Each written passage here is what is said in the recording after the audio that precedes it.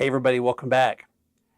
After almost 17 years of helping couples and individuals professionally, I've discovered that crises affect us all far more often than we're even aware of. And the impact of a crisis, whatever it is, has to be dealt with if we ever want to find healing and hope for a better future. And never is that more apparent than the trauma experienced by a couple upon the revelation of a betrayal. It's no small matter. It creates a raw, emotional upheaval that's got to be dealt with by both parties. Yes, I said both parties. To be sure, the initial stage of healing after an affair is discovered is all about grieving. For the betrayed spouse, the pain of the losses are overwhelming. There is a loss of self-confidence, the loss of the life they thought they once had, the loss of their dreams, the loss of security, the loss of their belief of who they thought they were married to. And here's what I know is that you have to grieve the loss of what seemed normal, while at the same time you're trying to find your balance and footing in a strange new world. And the list goes on and on and on.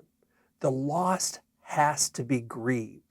And the stages of grief can't be rushed and they can't be avoided. There will be denial, there will be anger, there's going to be bargaining, sadness, depression.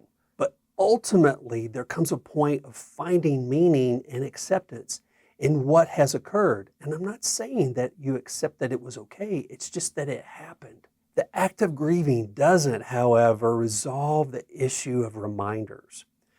After an appropriate amount of time, how does one move beyond the trauma and back into relationships? Long after affairs have ceased and the betrayer has achieved some sense of humility and compassion and expressing care and empathy, in some cases sobriety, the battle of the thought life and the impact of the trauma begin to take center stage. In many ways, it's the struggle that will determine how quickly, if at all, a couple will be able to recover from infidelity.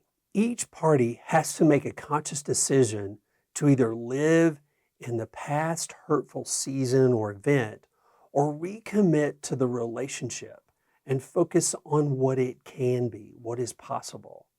This is paramount in healing after an affair and requires a reasonable time frame.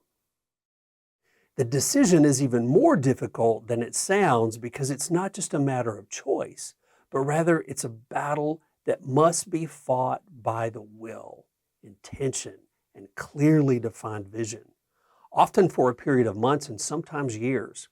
It takes a great deal of fortitude and tenacity to be willing to engage in this struggle daily.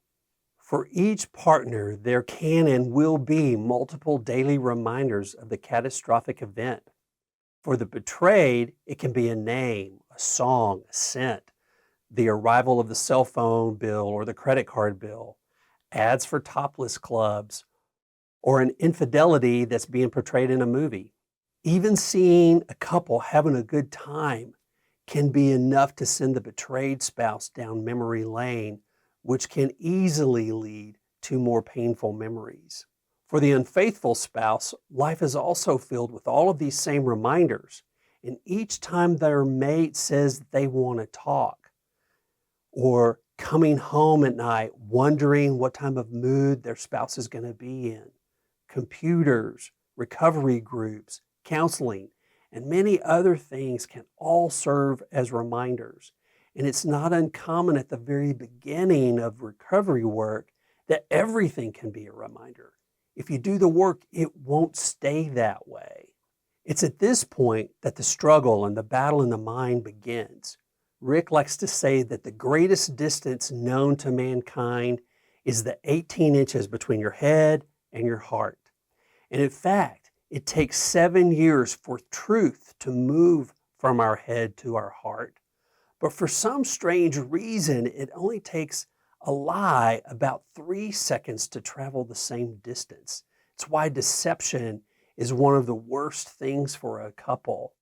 I think it's also a part of our evolutionary mind that we're always looking, scanning for what's wrong, what's going to eat us, or what can we eat. It's that primitive brain that we all still possess. And at some point in the recovery process, each party must come to the point where they choose to focus on something other than the betrayal and the reminders of the betrayal, and to decide that it's not the event that will define or control them or the rest of their life or their marriage. There has to be a conscious choice to move ahead. And please hear me, if you're new at this, that is not for you. You're not there yet. But if you're a year down the road, I hope you begin to make that switch, turn that corner in that part of the journey of recovery. So I have an exercise for you. I hope that you'll consider doing it, especially for you wayward or unfaithful spouses. Here's what I want you to try.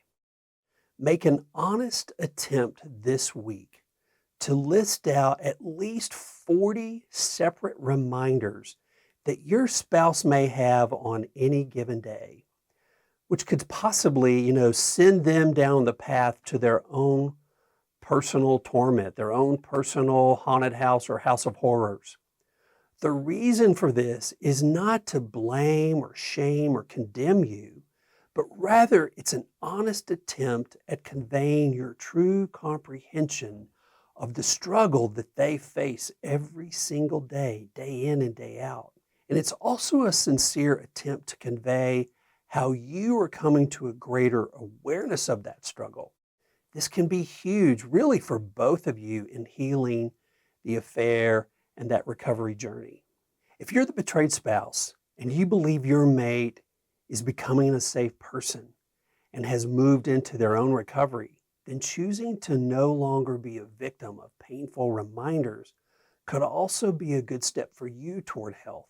Healing after an affair requires a willingness to fight the battle. Hopefully together, you're on the same team, and it's an attempt to focus, at least in part, on what's good and right and working, rather than just focusing on the failures 100% of the time, or the perpetual reminders of that failure.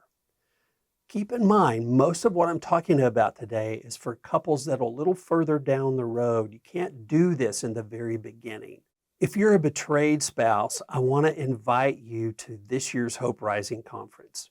We're virtual again this year, and the team has planned a great day filled with hope and encouragement and some practical strategies. I highly encourage you to go to the Affair Recovery website and check out all the details there. Our goal is to see you move into an incredible life of meaning and power and purpose. And though it may seem far-fetched now, there is hope and there is a way to get to the other side of this. So be gracious to yourself and to one another along the way. Thanks so much for joining me, and I'll be back again soon. Take care.